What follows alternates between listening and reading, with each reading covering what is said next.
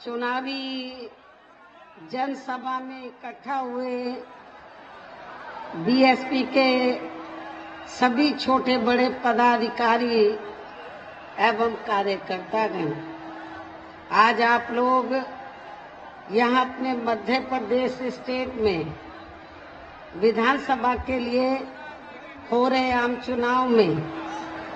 अपनी पार्टी के उम्मीदवारों के समर्थन में मुझे सुनने के लिए भारी संख्या में यहाँ इकट्ठा हुए हैं, तो उसके लिए मैं आप सभी लोगों का हार्दिक दिल से आभार प्रकट करती हूँ। और अब मैं सबसे पहले अपनी पार्टी के संबंध में ये कहना चाहूंगी, हमारी पार्टी ये चुनाव आपके मध्य प्रदेश स्टेट की अधिकांश विधानसभा की सीटों पर पूरी तैयारी व दमदारी के साथ लड़ रही है। अर्थात हमारी पार्टी ने इस चुनाव में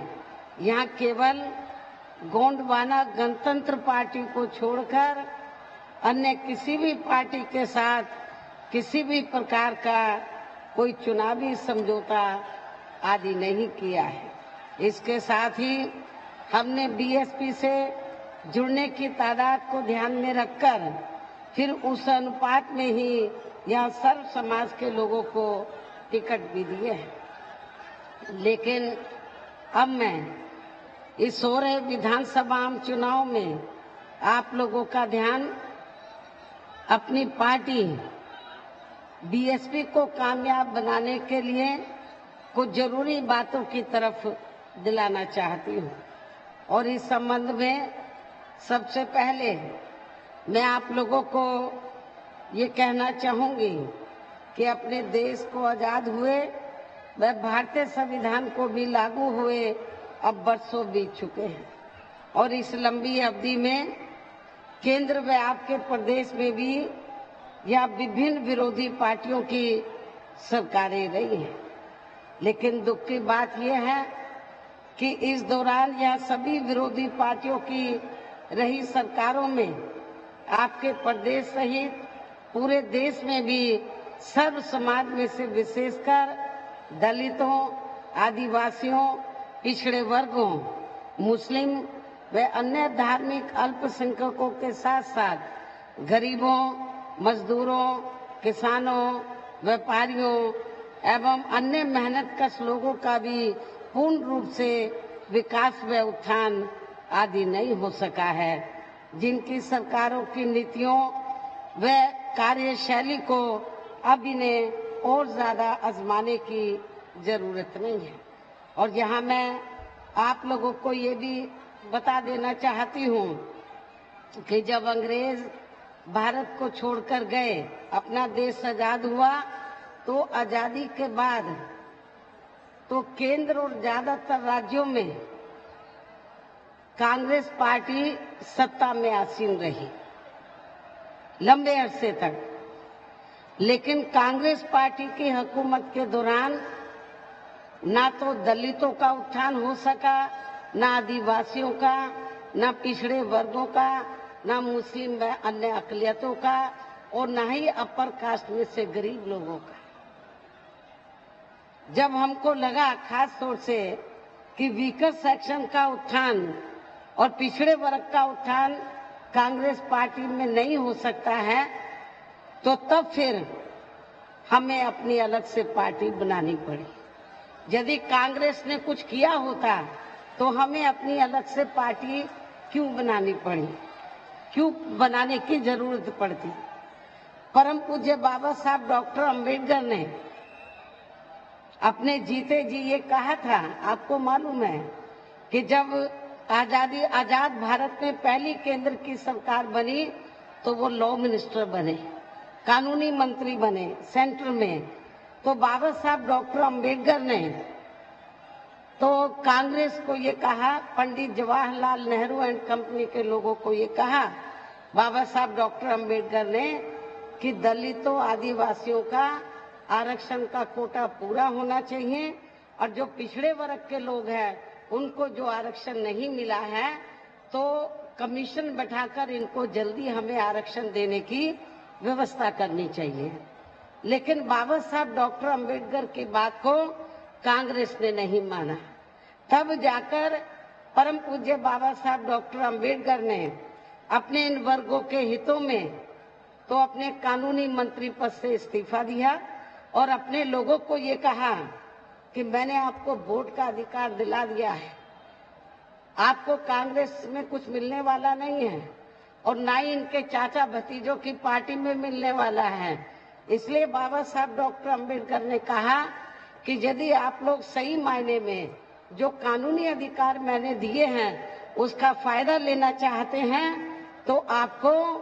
केंद्र और राज्यों में सत्ता अपने हाथों में लेनी होगी और इसके लिए आप लोगों को अपनी अलग से राजनीतिक पार्टी बनानी होगी। बाबा साहब डॉक्टर अंबेडकर की सोच के मुताबिक चलकर मान्यवर श्री कांशीराम जी ने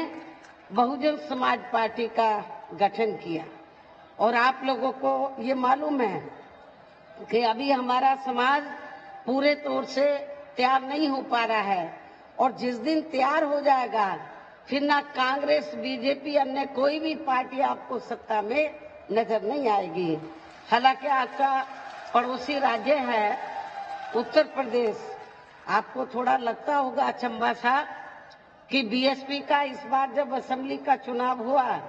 तो हमारा रिजल्ट बहुत खराब आया, लेकिन इसकी वजह क्या है ये भी आपको समझना बहुत जरूरी है। इसकी मुख्य वजह ये रही है और आपको मैं बताना चाहती हूँ कि जब तक चुनाव बैलेट पेपर से होता रहा, बीएसपी के एमपी भी बने, एमएलए भी बने, 4-4 बार सरकार भी बनी यूपी में। लेकिन जब से चुनाव ईवीएम से होना शुरू हुआ तो तब से हमारा वोट का ग्राफ वहां पे नीचे गिरा। कुछ तो दाल में काला है, कुछ तो गड़बड़ है। तो ज्यादातर सुनने में यही मिला कि मशीनों में गड़बड़ हुआ है, लेकिन इसका मतलब ये नहीं कि आप लोग ये सोचे जब मशीनों में गड़बड़ है तो हमें वोट डालने की क्या जरूरत है। लेकिन ऐसा आपको नहीं करना है। कभी कभी जो ये गड़बड़ कर रहे हैं इनका सिस्टम फेल हो सकता है, इसलिए आप लोगों को अपना वोट डालना चाहे मशीनों में भी है और डालना बहुत जरूरी है। तो इसलिए मैं आप लोगों को ये कहना चाहती हूँ कि हमें जब हम लोग आगे बढ़ेंगे तो हमारे रास्ते में किस्म किस्म की रुकावटें आएंगी, हमें उन्हें झेलना होगा। मनोबल गिराना नहीं है कि रिजल्ट खराब नहीं आया अपने घर में बैठ जाए, ऐसा नहीं है, हमें और रास्ते निकालने होंगे। तो इसलिए मैं आप लोगों को ये बता रही थी कि चाहे तो वीकर सेक्शन के लोग हैं, चाहे वो विभिन्न क्षेत्रों में कार्यरत लोग हैं, तो जो भी केंद्र के अंदर राज्यों में सरकार बनी जिस भी पार्टी की, उनकी नीतियों, गलत नीतियों और कार्यशैली की वजह से इनका उत्थान अभी तक नहीं हो पा रहा है। अब इन्हें और ज्यादा आजमाने की जरूरत नहीं है। और इस मामले में खासकर मैं दलितों, आदिवासियों व अन्य पिछड़े वर्गों के लोगों को ये भी बताना जरूरी समझती हूँ कि इन्हें परम पूज्य बाबा साहब डॉक्टर भीमराव अंबेडकर के कड़े संघर्ष एवं अथक प्रयासों से भारतीय संविधान के तहत मिले कानूनी अधिकारों में से खासकर सरकारी नौकरियों में जो आरक्षण की सुविधा मिली है, तो उसे भी यहाँ शुरू से ही इन वर्गों के प्रति हीन व जातिवादी मानसिकता रखने वाली सभी विरोधी पार्टियों की रही सरकारें प्रभावहीन बनाने में तथा इसे अब धीरे धीरे खत्म करने की भी पूरी कोशिश में लगी हुई है। यही मुख्य वजह है कि देश में आजादी के बाद व शुरू में केंद्र व अधिकांश राज्यों में भी काफी लंबे समय तक सत्ता में आसीन रही कांग्रेस पार्टी ने और अब पिछले कुछ वर्षों से केंद्र एवं काफी राज्यों में भी बीजेपी व अन्य विरोधी पार्टियों की रही सरकारों ने इनका यह आरक्षण का कोटा अभी तक भी पूरा नहीं किया है। पदोन्नति में आरक्षण को तो इन्होंने मान्य कोर्ट की आड़ में काफी हद तक खत्म ही कर दिया है और इस मामले में लगभग यही खराब स्थिति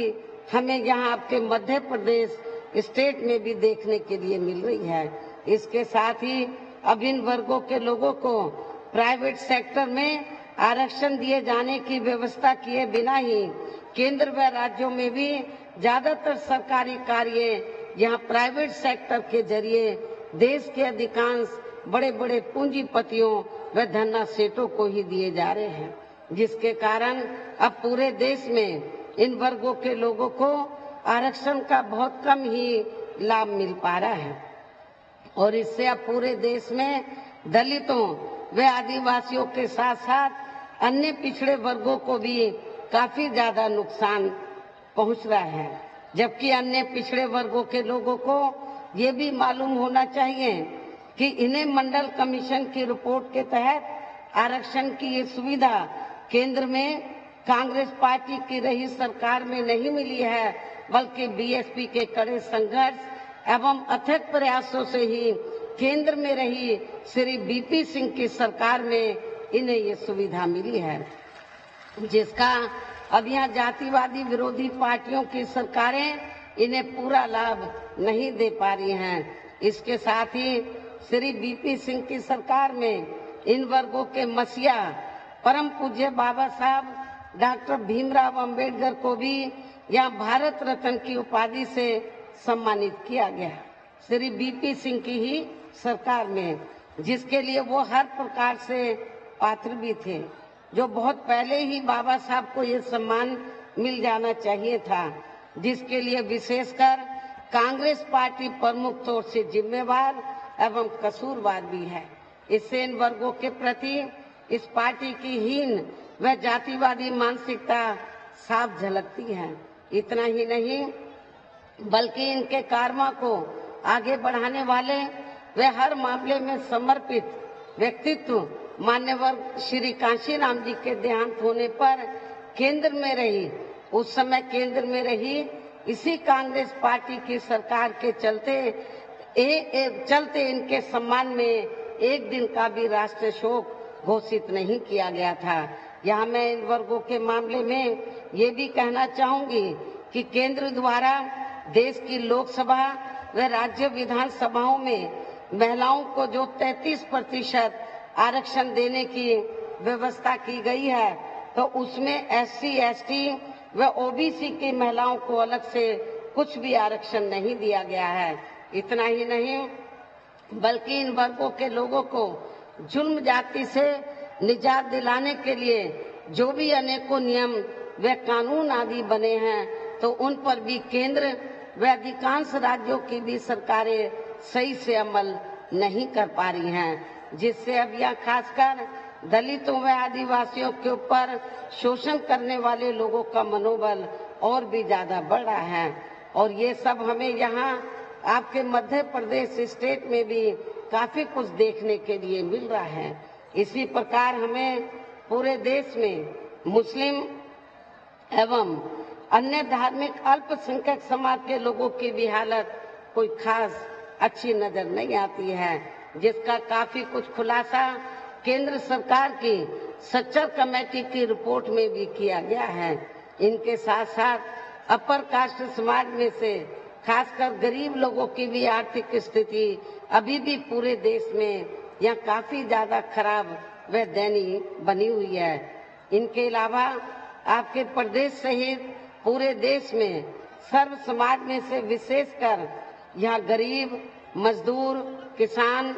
कर्मचारी, छोटे व्यापारी एवं अन्य मेहनतकश लोग भी अपनी विभिन्न समस्याओं को लेकर अभी भी हमें काफी ज्यादा दुखी ही नजर आते हैं। और इनमें से किसान वर्ग तो केंद्र की भाजपा सरकार द्वारा बनाई गई गलत नीतियों के कारण काफी ज्यादा परेशान व आंदोलित भी रहा है। लेकिन इन सब की मुख्य वजह हमारी पार्टी केंद्र व आपके मध्य प्रदेश स्टेट में भी यहाँ अब तक रही सभी विरोधी पार्टियों की सरकारों की जातिवादी, पूंजीवादी व संकीर्ण मानसिकता के तहत बनाई गई उनकी गलत नीतियों एवं गलत कार्य प्रणाली को ही काफी हद तक जिम्मेवार मानकर चलती है। और इस मामले में खासकर इनकी गलत आर्थिक नीतियों की वजह से ही आए दिन यहाँ पूरे देश में गरीबी, बेरोजगारी व महंगाई आदि भी काफी ज्यादा बढ़ रही है। हालांकि इस मामले में शुरू से ही हमारी पार्टी केंद्र व राज्य सरकारों से भी हर स्तर पर ऐसी नीति अपनाने की लगातार ये मांग करती आ रही है कि देश में कुछ गिने चुने पूंजीपतियों व धन्ना सेठों का विकास होने की बजाय बल्कि यहाँ गरीब व आम लोगों का ही विकास होना चाहिए। तभी फिर सही मायने में यहाँ की आम जनता अपनी गरीबी, बेरोजगारी, महंगाई व अन्य और भी समस्याओं से काफी हद तक निजात पा सकती है। इसके साथ साथ अब अपने देश में भ्रष्टाचार भी हर स्तर पर काफी ज्यादा बढ़ रहा है, जिससे आपका खुद का अपना मध्य प्रदेश स्टेट भी अछूता नहीं रहा है। और इन सब के लिए हमारी पार्टी आजादी के बाद से लेकर अभी तक केंद्र व देश के अधिकांश राज्यों में तथा आपके खुद के अपने मध्य प्रदेश स्टेट में भी ज्यादातर सत्ता यहाँ गलत पार्टियों में से खासकर कांग्रेस, बीजेपी व इनकी सहयोगी पार्टियों के हाथों में ही आने को मानकर चलती है। और इन सभी विरोधी पार्टियों को हमारी पार्टी इसलिए जिम्मेवार मानकर चलती है क्योंकि आजादी के बाद से लेकर अभी तक लगभग ये सभी विरोधी पार्टियां केंद्र व देश के अधिकांश राज्यों में भी ज्यादातर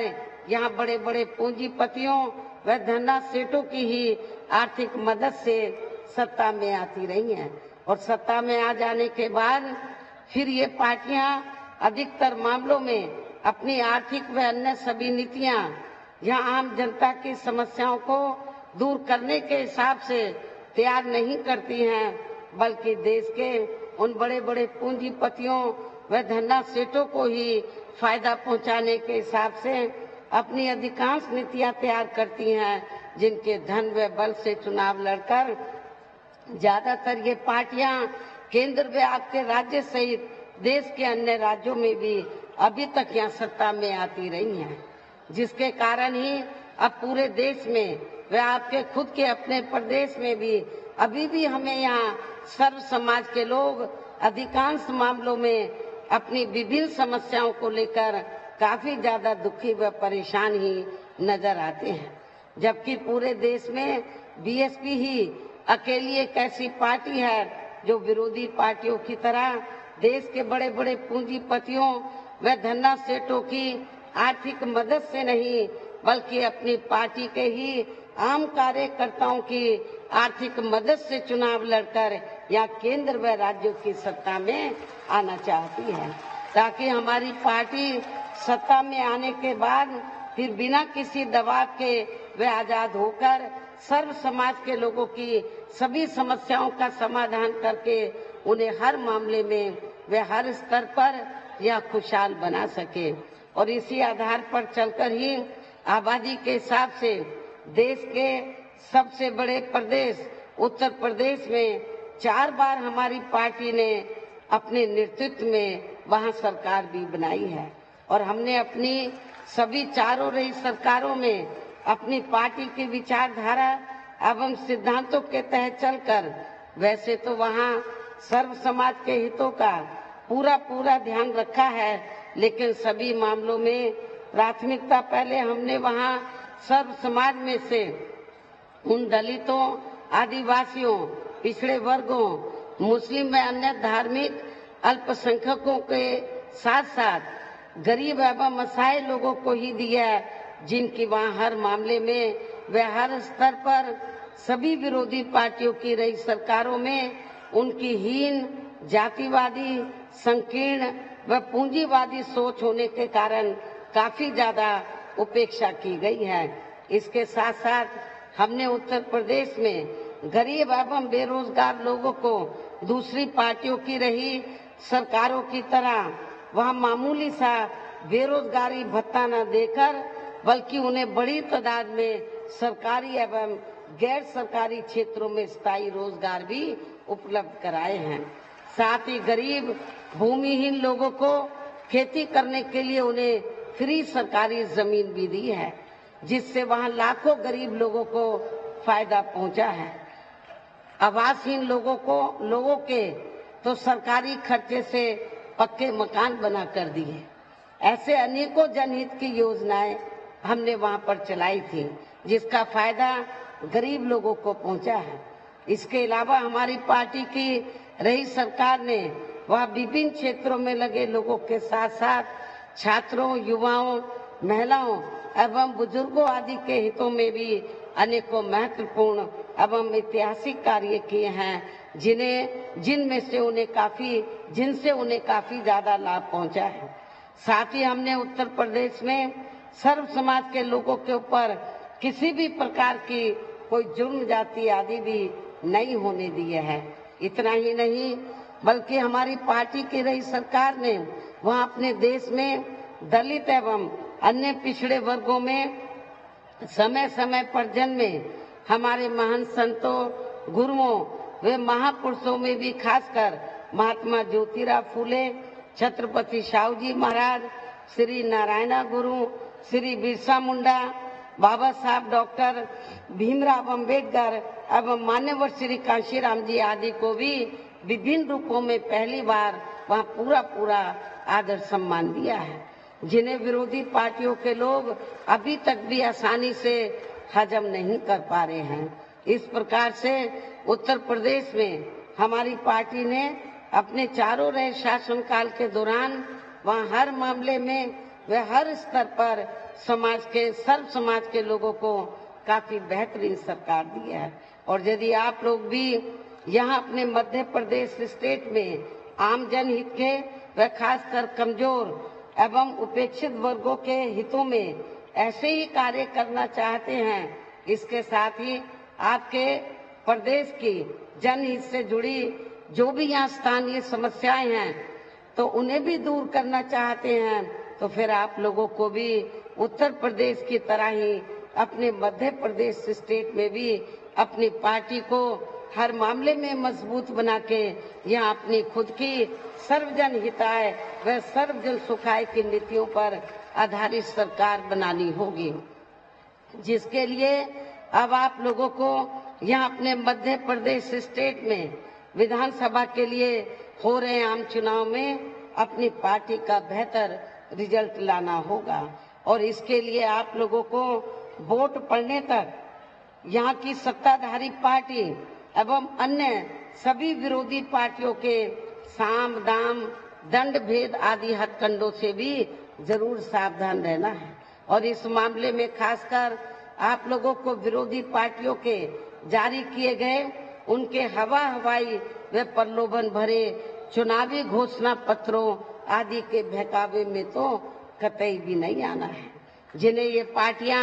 सत्ता में आने के बाद अधिकांश अमल में नहीं लाती है, जिस पर से अब जनता का काफी हद तक विश्वास ही उठ गया है। इसलिए हमारी पार्टी किसी भी चुनाव में अपना कोई भी चुनावी घोषणा पत्र आदि जारी नहीं करती है। वैसे भी हमारी पार्टी कहने में बहुत कम बल्कि कार्य करके दिखाने में ही ज्यादा विश्वास रखती है। अर्थात हमारी पार्टी जो कहती है तो उसे करके भी दिखाती है, और ये सब हमने उत्तर प्रदेश में करके भी दिखाया है। और अब मेरा यही कहना है कि आप लोगों को अपने खुद के व अपने मध्य प्रदेश स्टेट के भी हित में यहाँ अपनी पार्टी बीएसपी की ही सरकार बनाना बहुत जरूरी है। तभी फिर यहाँ आपके प्रदेश में परम पूज्य बाबा साहब डॉक्टर भीमराव अंबेडकर एवं मान्यवर श्री कांशीराम जी आदि का भी अधूरा सपना जरूर साकार हो सकता है, जिन्होंने कदम कदम पर अनेकों कष्ट झेलकर अपनी पूरी जिंदगी या खासकर कमजोर एवं उपेक्षित वर्गों के लोगों को अपने पैरों पर खड़ा करने के लिए समर्पित की है, जिसे भी खास ध्यान में रखकर अब आप लोगों को यहाँ अपने प्रदेश में विधानसभा का आम चुनाव लड़ रहे अपनी पार्टी के उम्मीदवारों को पार्टी के हाथी चुनाव चिन्ह के सामने वाले बटन को दबा के तथा हमारी सहयोगी पार्टी गोंडवाना गणतंत्र पार्टी के भी उम्मीदवारों को उनके आरी चुनाव चिन्ह के सामने वाले बटन को दबा के उन्हें जरूर जिताना है। और इसके लिए आप लोगों को अब आप लोगों को वोट पड़ने वाले दिन अपने सभी कार्य छोड़कर वे अपने अपने पोलिंग बूथों पर समय से पहुंचकर अपना वोट डालना बहुत जरूरी है। और इस मामले में हमारी महिलाएं जो बड़ी संख्या में मुझे सुनने के लिए आई हैं, वो भी पीछे नहीं रहेंगी। इसके साथ ही आप लोगों का ये भी पूरा प्रयास होना चाहिए कि आपकी अपनी दोनों पार्टियों का एक भी वोट पड़ने से ना रह जाए। इस प्रकार से आप लोगों को अपनी पार्टी व सहयोगी पार्टी को भी कामयाब बनाने का हर संभव पूरा प्रयास करना है, जिसके लिए यहाँ स्थानीय नेताओं के साथ साथ पार्टी के राज्यसभा सांसद श्री राम जी गौतम व इनके अन्य और साथी भी पूरे जी जान से लगे हैं। हालांकि श्री आकाश आनंद ने भी यहाँ के प्रदेश को काफी समय दिया है। इन्हीं जरूरी बातों के साथ ही अब मैं आपसे अपनी पार्टी व सहयोगी पार्टी के भी उम्मीदवारों को कामयाब बनाने की पुरजोर अपील करते हुए अपनी बात यही समाप्त करती हूँ। जय भीम, जय भारत।